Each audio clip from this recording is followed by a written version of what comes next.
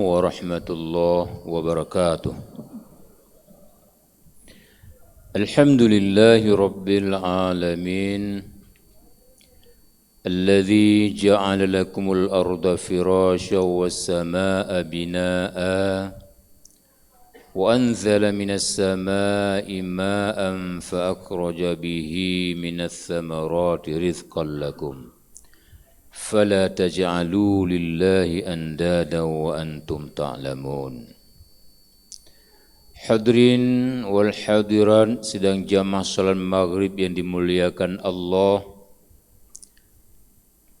Sempena musim pemilihan pemimpin, kita coba melihat bagaimana format kepemimpinan dalam Islam. Rasulullah sallallahu alaihi wasallam diangkat oleh Allah menjadi rasul untuk mengayomi umat yang sekaligus beliau berperan sebagai pemimpin.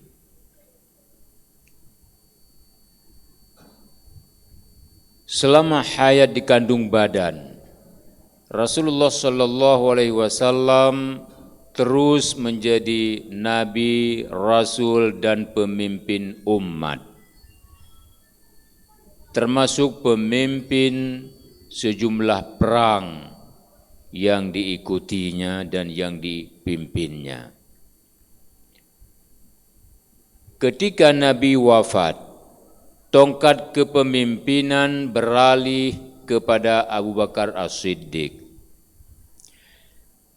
Format pertama kepemimpinan Islam adalah seorang pemimpin dalam Islam itu tidak pernah dibatasi periodisasi kepemimpinannya.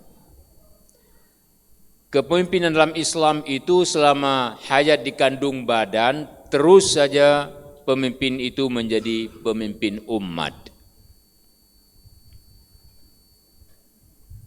Ini selain dipraktikkan oleh Rasulullah sallallahu alaihi wasallam juga dipraktikkan oleh para sahabat dekat Nabi Khulafaur Rasyidin. Nabi wafat, Abu Bakar menggantikannya. Abu Bakar sakit, Abu Bakar menunjukkan Umar. Umar sakit, menunjukkan 6 orang untuk memilih pengganti Umar. Artinya pemimpin Islam itu tidak ada periodisasi 5 tahunkah, 10 tahunkah, tapi periodisasinya adalah selama hayat di kandung badan. Kenapa Islam mempraktikkan demikian? Banyak hal ketika kita kaji mengandung kemuslihatan manakala seorang pemimpin yang baik itu berkuasa sepanjang hayat. Yang pertama, seluk-beluk kepemimpinan sudah diketahui, sudah dipahami. Medan kepemimpinan sudah dikuasai. Ada pihak-pihak yang mau membujuk, merayu, mencakok, mengarahkan ke kiri, sulit untuk dilakukan. Beda dengan kepemimpinan selama ini, dia mudah dipengaruhi karena dia punya periodisasi. Yang kedua, format kepemimpinan Islam itu mesti orang-orang yang berpengetahuan dan berpengalaman. Abu Bakar berpengetahuan dan berpengalaman, Umar berpengetahuan dan berpengalaman. Karena dahulu itu pengalaman yang paling utama adalah pengalaman perang, karena Islam masih kecil wilayahnya, dengan perang Islam itu bisa diperluas. Maka ketika Abu Bakar menunjuk Umar menjadi pemimpin, tiada yang menolaknya karena memang pengetahuan dan pengalamannya yang cukup mumpuni. Maka tidak boleh pemimpin Islam itu yang tidak berpengalaman, apalagi tidak berpengetahuan. Kalau itu yang terjadi, di sanalah masuk unsur-unsur oligarki untuk mempengaruhi, menggarap, menggasak pemimpin yang tidak berpengetahuan dan tidak berpengalaman itu. Karena dasar kejahilan, karena dasar kebodohannya, dia mudah sekali digarap oleh pihak-pihak tertentu. Itulah yang membuat sesuatu bangsa porak-poranda, negara hancur-hancuran, sumber daya alam dikuasai orang, rakyat negara itu menjadi pangpo warayang rayo karena tidak mengikuti format kepemimpinan Islam. Yang ketiga, Rasulullah sallallahu alaihi wasallam, qala Rasulullah sallallahu alaihi wasallam, ya Abdurrahman ibnu Abu Samurah, la tas'alul imarah. Jadi format ketiga kepemimpinan Islam adalah tidak boleh ambisi. Nabi melarang Abdurrahman ibnu Abu Samurah untuk meminta jabatan. Karena kalau jabatan kita minta diberikan, nanti ada masalah, kita enggak akan dibantu oleh rakyat. Kalau rakyat memberikan jabatan kepada kita, kita akan dibantu oleh rakyat. Itulah format kepemimpinan Islam. Tidak boleh ambisi, apalagi ambisius. Maka ketika ada orang yang ambisi, dia berapi-api ambisinya itu, minta lagi kepada rakyat, kami minta kedaulatan kepada rakyat untuk memimpin negeri ini, untuk mensejahterakan rakyat bangsa ini.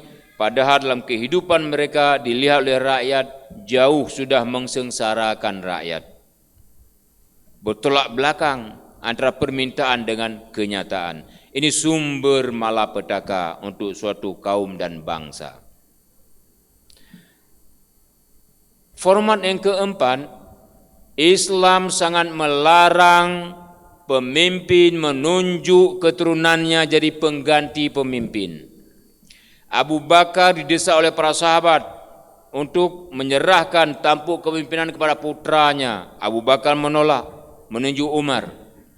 Umar didesak berkali-kali oleh para sahabat agar menunjuk Ibnu Umar, Abdullah bin Umar menjadi penggantinya.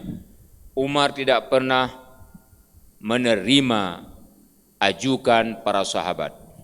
Sehingga Umar menunjuk 6 orang, masih juga sahabat meminta masukkan seorang lagi Abdullah bin Umar. Karena derasnya desakan, menghargai para sahabat, Umar memasukkan Abdullah bin Umar dengan kunci mati. Abdullah bin Umar masuk dari deretan ke-7, tidak boleh memilih dan tidak boleh dipilih. Jadi tidak ada dalam rumus format kepemimpinan Islam seorang pemimpin menurunkan kepemimpinannya, memberikan jabatan kepada anaknya, kepada cucunya, kepada saudara maranya, tidak dalam format kepemimpinan Islam. Ketika itu ada, maka itu penyimpangan yang maha dahsyat dalam bab imamah kepemimpinan dalam Islam. Apalagi mengedepankan anaknya itu dengan merusak sejumlah undang-undang, itu betul-betul biadab. Apalagi yang dirubah itu konstitusi. Dalam sebuah negara, benda yang paling keramat adalah konstitusi. Tidak boleh ada perilaku warga negara termasuk pemimpin yang boleh melanggar konstitusi. Kalau itu yang terjadi, pertanda rakyat dan pemimpin negeri itu sudah brutal. Efek daripada kebrutalannya itu akan mengalami kehancuran nanti pada masanya. Jadi semua format kepemimpinan Islam itu sudah diturunkan oleh Rasulullah sallallahu alaihi wasallam oleh para khulafaur rasyidin, sehingga dinasti Bani Umayyah, dinasti Bani Abbasiyah sampai dinasti Bani Utsmaniyah. Maka lama sekali, ratusan abad Islam menguasai belahan dunia ini dan tidak ada kuasa besar dari negara-negara yang mayoritas non-muslim pada waktu itu. Inggris masih tidak dikenal di dunia, apalagi Amerika pada waktu itu. Yang ada adalah Kekaisaran Bizantium. Yang ada adalah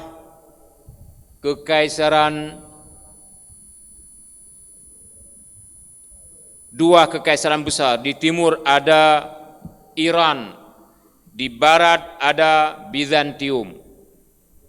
Tapi kedua itu ditaklukkan oleh kekaisaran Islam. Sehingga pada zamannya, di penghujung zaman Bani Umayyah, di awal periode Bani Utsmaniyah, itu dunia terbelah dua. Wilayah barat dikuasai oleh Bani Umayyah, wilayah timur dikuasai oleh Bani Abbasiyah. Lain-lain agama tidak berkutik pada waktu itu. Dunia betul-betul dalam genggaman dua kedaulatan besar ini, dinasti Utsmaniyah dan dinasti Abbasiyah. Hadirin yang dimuliakan Allah, kenapa itu terjadi? Karena format kepemimpinan Islam itu diamalkan dalam kehidupan. Manakala hari ini mulai daripada pemimpin sampai kepada rakyat menghancurkan format kepemimpinan Islam, terutama sekali menghancurkannya dengan hal-hal recehan, hanya dengan Rp50.000, dengan Rp100.000, rakyat memilih orang yang tidak berhak menjadi pemimpin. Dengan Rp100.000, rakyat memilih orang-orang yang sudah ternyata moralnya ambruk, busuk, suka melihat sesuatu yang dilarang dalam agama, suka membunuh ketika ada kekuasaan. Tapi karena uang Rp100.000, uang recehan itu, rakyat yang tidak punya pengetahuan agama yang mumpuni, dia terkecoh dan terpengaruh memilih calon pemimpin yang salah jadi pemimpin. Efek dari kesalahan pilih itu, negara akan hancur secara pelan-pelan, bangsa luar akan menguasai negara ini. Itulah yang terjadi di kawasan Bizantium dahulu kala ketika Bani Utsmaniyah mampu dikalahkan oleh kuasa besar yang baru muncul pada waktu itu, yaitu Inggris. Inggris memprovokasi umat Islam sampai ke Arab Saudi untuk menghancurkan kekuatan besar Islam.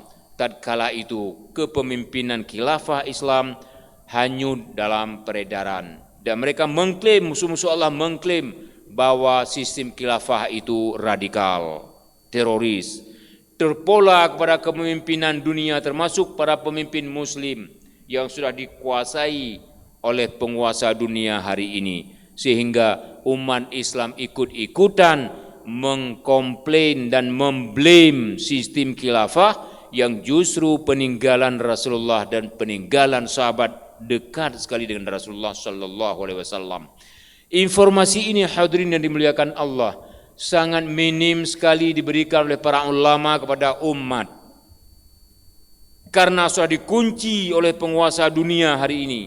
Tidak boleh ngomong politik Islam, karena itu mengganjal kekuasaan mereka, karena mereka sedang enaknya menipu umat Islam, menyembunyikan kedaulatan Islam dan menyembunyikan format kepemimpinan Islam. Semoga saja pengalaman dan pengetahuan itu menjadi pencerahan bagi kita, dan kita tidak masanya lagi untuk ditipu oleh kuasa besar dunia hari ini. Sudah lama kita ditipu, berabad-abad ditipu. Sebelum zaman penjajahan, pasca Perang Dunia Pertama, dalam zaman penjajahan dari Perang Dunia Pertama ke Perang Dunia Kedua, pasca Perang Dunia Kedua diklaim lahirnya PBB, dunia dianggap stabil karena ada pemerintahan dunia. Ternyata PBB sebagai pemerintahan dunia juga memperbudak umat Islam. Maka umat Islam sudah terlalu lama diperbudak. Sekarang jangan lagi kita menerima perbudakan dari kaum kafir laknatillah. Wassalamualaikum warahmatullahi wabarakatuh.